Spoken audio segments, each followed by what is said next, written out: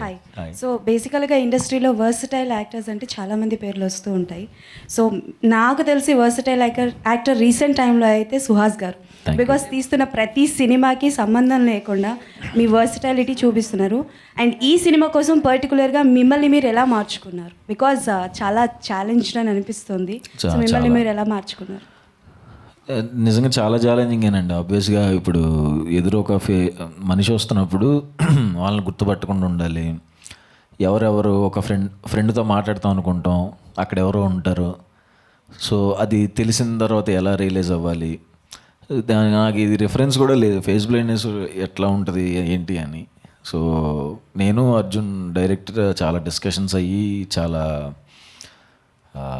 Rehearsals చేసుకుని ఎలా అయితే బెటరు, బాడీ లాంగ్వేజ్ ఎలా ఉండాలి, ఎలా రియాక్ట్ అవ్వాలన్న దాని మీద మేము కొంచెం హోంవర్క్ చేసి వెళ్ళామండి. డెఫినెట్గా వెరీ టఫ్. మిమ్మల్ని బాగా ఇబ్బంది పెట్టిన సిచ్యువేషన్ ఏంటి డైరెక్టర్ గారు ఈ మూవీలో పర్టికులర్గా? చాలా పెట్టారండి. అంటే టీజర్లో ఏదైనా సీన్ చెప్పండి పోనీ. టీజర్లో ఏం లేదండి, అంటే ఇబ్బంది పెట్టండి, ఏదైనా సినిమా కోసం జోక్గా చెప్పాను అంతే. దీంట్లో యాక్షన్ చేసినట్టు ఇందులోనూ చేయలేదు. సో దీంట్లో పరిగెత్తినట్టు ఇందులోనూ పరిగెత్తలేదు. బట్ అవన్నీ చాలా బాగా వచ్చినాయి. ప్రీవియస్ మూవీలో చెప్పినట్టు మీరు లైక్ గుండు గీయించుకోవడం అనేది వెరీ హైలైట్ అయ్యింది. అండ్ ప్రతిదీ ఈవెన్ సాంగ్స్ కూడా చాలా హైలైట్ అయ్యాయి. అలా ప్రసన్న వదనంలో హైలైట్ సుహాస్ గారు అవుతారంటే దీనివల్ల? సినిమాలో అందరూ హైలైట్ అవుతారండి. ఫైనల్గా అందరూ డైరెక్టర్గా ఫ్యాన్ అవుతారు. ఆయన రైటింగ్ కానీ ఆయన స్క్రీన్ ప్లేకి కానీ అందరూ ఫ్యాన్ అవుతారు. అండ్ అదే వీళ్ళిద్దరూ కూడా వచ్చి వెళ్ళి వాళ్ళ పొరపాటును కూడా ఉండదు అసలు. అలాంటి సెలెక్ట్ చేసుకొని కూడా నేను వెరీ ఇంపార్టెంట్ క్యారెక్టర్స్ వీళ్ళిద్దరు. ఇంకా నేను ఎంత ఇంపార్టెంటో రాశి పాయల్ అంతే ఇంపార్టెంట్. అన్ని క్యారెక్టర్స్ కూడా అంతే important. Okay, thank you. Suhas గారు హాయ్. హాయ్ అండి. హాయ్.